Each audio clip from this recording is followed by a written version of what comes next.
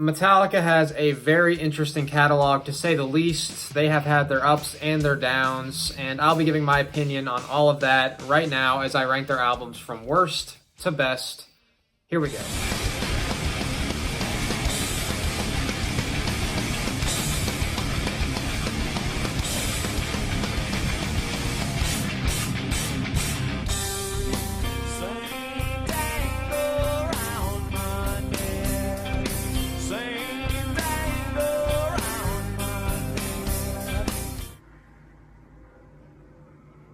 Boy, if you don't get...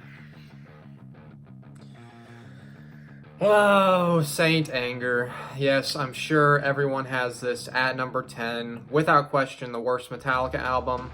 It is, without question, the biggest abomination of an album to be released by any somewhat popular metal band. And really, I listened to it again like 20 minutes before recording this, just so I could give it a fair shot, fair analysis, but it's completely terrible. I'd say the only half-decent moments on the album are the part in the title track right before James starts singing, like right when it's going a little bit fast there, and the riff in the song Purify. But besides that, the drumming is that just ruins the whole album, and the guitar tone is pretty awful too. So I'm gonna give this a 1 out of 10 rating. Next.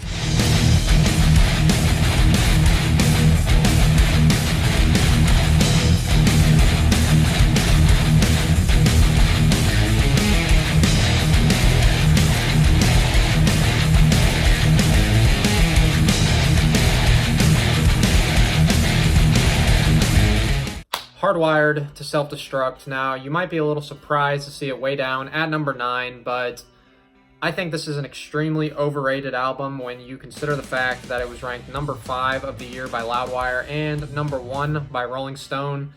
That's pretty laughable because everyone knows what the number 1 album of 2016 was. But that's beside the point. This album is very overrated, and I would say the only 3 good songs on it are Moth into Flame, title track, and Spit Out the Bone. But besides that, it's painfully mediocre, very generic, which is going to have to make me give it a 5 out of 10 rating. So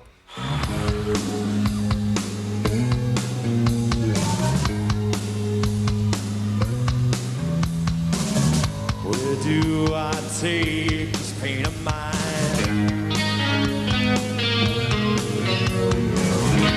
now this album and the next one on the list are very close and could honestly flip-flop depending on the day, but they're essentially the same album. The way I look at it is there's about 3 or 4 good songs on each album, and loads of good songs are, I'd say, King Nothing, Until It Sleeps, and Ain't My Bitch. And then there's 2 songs on each album that are just complete trash. So loads complete trash songs are Mama Said. I know it's about James's mother and it's like a sad song, but the song's just not good. And then the other song, it's just absolute garbage, is Hero of the Day. Like, what were y'all thinking? That is awful. The music video is terrible. And then the rest are just mediocre, not great, not terrible. So, overall, this album actually isn't as bad. Both of these albums aren't as bad as I originally thought, so I'm going to give it a 5.5 out of 10. On to the next.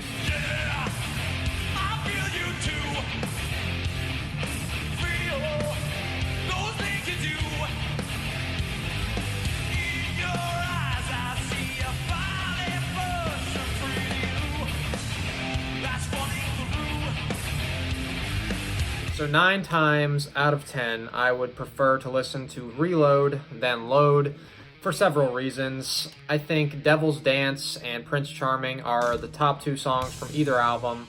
Those songs are, I'd say, pretty dang good, but besides that, Fuel, I'd say, is the next best song. And compared to Load, I'd say the mediocre to decent songs aren't as mediocre as the songs on Load, but the 2 worst songs on this album, without question, are Low Man's Lyric and Unforgiven 2. Those songs are pretty dang bad. But, overall, this album, once again, is not as bad as I originally thought. So I'm going to have to give it a 5.7 out of 10. Definitely slightly better than Reload.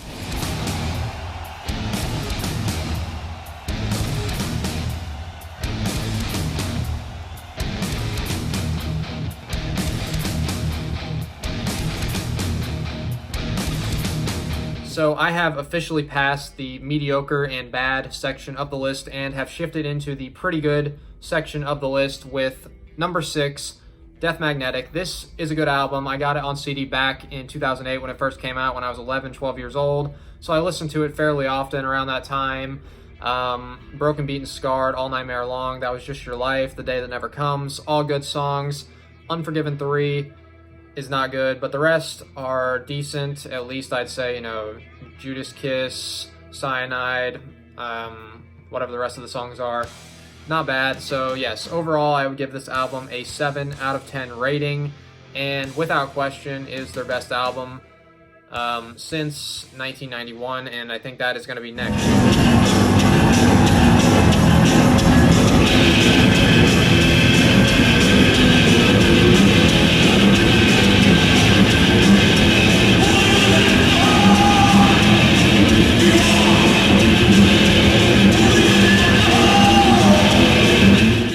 Number 5 for me is going to be their self-titled album from 1991. It is commonly referred to as the Black Album.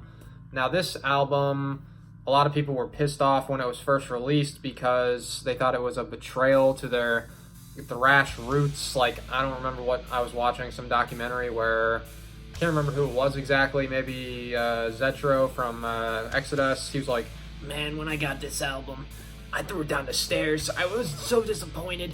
It's just like, it's not that serious, dude. But I kind of understand what he's saying a little bit, but not throwing the album down the stairs like that. I would say Unforgiven and Nothing Else Matters are complete trash. But besides that, Enter Sandman and Sabbath True are very overplayed. They're not terrible songs, but very overplayed. I do not want to hear them at this point. But the other 7, 8 songs on the album, very good. I would say my top 3 are Struggle Within, Holier Than Thou, and My Friend of Misery. My Friend of Misery is a very underrated deep cut in their catalog. I would definitely recommend checking it out if you're not familiar with it. But, all the songs besides those are pretty good. So overall, I would give this album a 7.5 out of 10.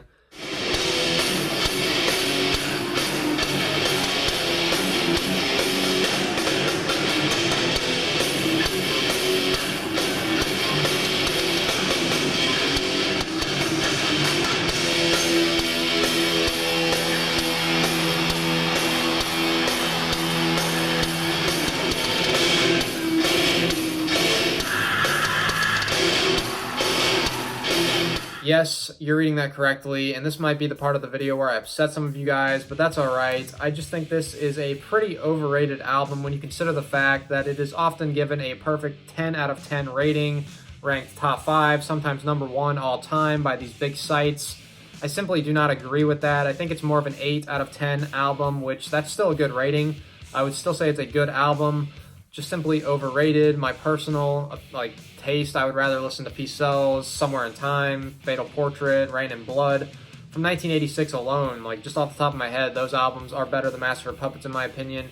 But this album, I would say the top 3 songs on it are Disposable Heroes, the title track, and Leper Messiah, number 1 for sure. Those are all really good songs, and overall, as I said before, 8 out of 10. Number 4 by Metallica, Master of Puppets.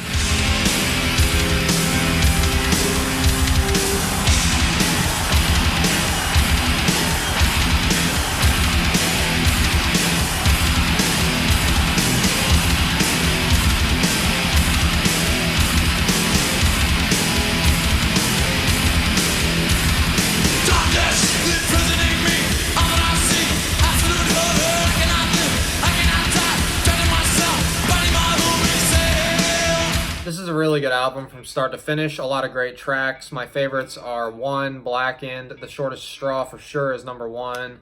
The title track is great, but nothing bad. I would say this is probably James's best vocal performance. He sounds the angriest and best he ever did, in my opinion. Even Lars Ulrich probably put down his best drumming for this album. So overall, I do think it is a really good album. 9 out of 10 for sure. Number 3, And Justice for All.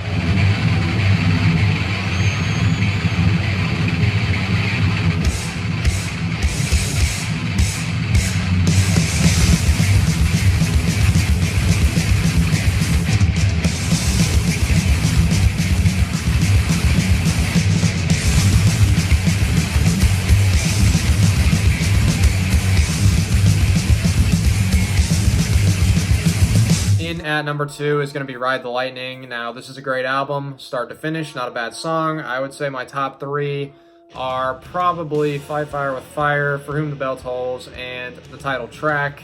But all good. A classic in the genre of thrash, released way back in 1984. Yeah, not much more to say about it other than it's a great album. My rating for it is a 9 out of 10. Number 2, Ride the Lightning.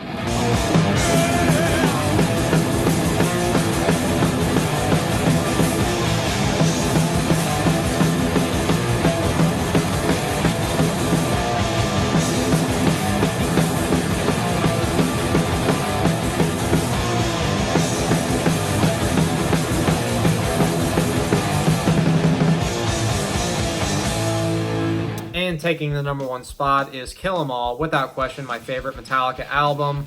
Always has been, always will be. Love the speed, the aggressiveness, the raw tone. Everything about it is great, start to finish. My favorite songs on it are probably Jump in the Fire, Seek and Destroy, and my favorite Metallica song of all time is Metal Militia, the closing track on the album. But that is basically it. My rating for it is a 9.5 out of 10. So you can let me know what you thought of the ranking. Give me your Metallica albums ranked. And until next time, thank you for watching.